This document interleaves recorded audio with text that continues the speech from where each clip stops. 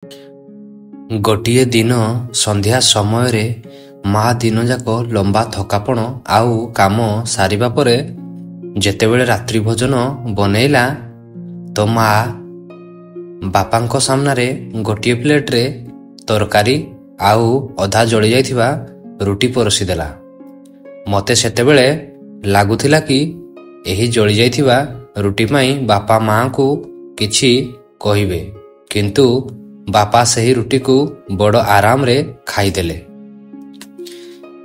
ଏବଂ ମା ଯେତେବେଳେ ଜଳିଯାଇଥିବା ରୁଟି ପାଇଁ ବାପାଙ୍କୁ କ୍ଷମା ମାଗିଲା ତ ବାପା ସେତେବେଳେ ହସିକି କହିଲେ, ଠିକ୍ ଅଛି, କିଛି କଥା ନାହିଁ, ମୋତେ ଜଳିଯାଇଥିବା ପାମ୍ପଡ଼ ଟାଇପ୍ର ରୁଟି ଖାଇବା ପାଇଁ ଭଲ ଲାଗେ।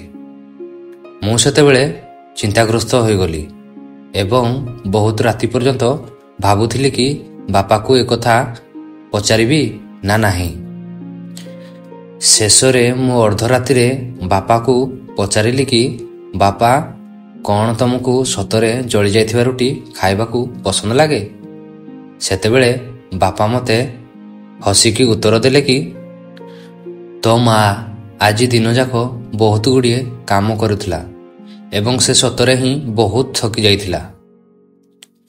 ଆଉ ଏମିତିରେ ବି ଗୋଟିଏ ଜଳିଯାଇଥିବା ରୁଟି କେବେ କାହାର କିଛି କରିପାରେ ନାହିଁ, କିନ୍ତୁ ଜଳିଯାଇଥିବା ଶବ୍ଦ ବହୁତ କିଛି କରିପାରିବ।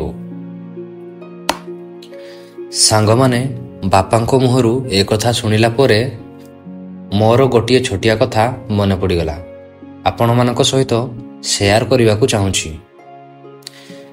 ଏହି ଦୁନିଆରେ ମଣିଷ ହେଉଛି ଗୋଟିଏ ଦୋକାନ ଆଉ ପାଟି ହେଉଛି ତାର ତାଲା, ଏବଂ ତାଲା ଖୋଲିଲା ପରେ ହିଁ ଜଣାପଡ଼େ କି ଦୋକାନ ଭିତରେ ସୁନା ଅଛି ନା କୋଇଲା।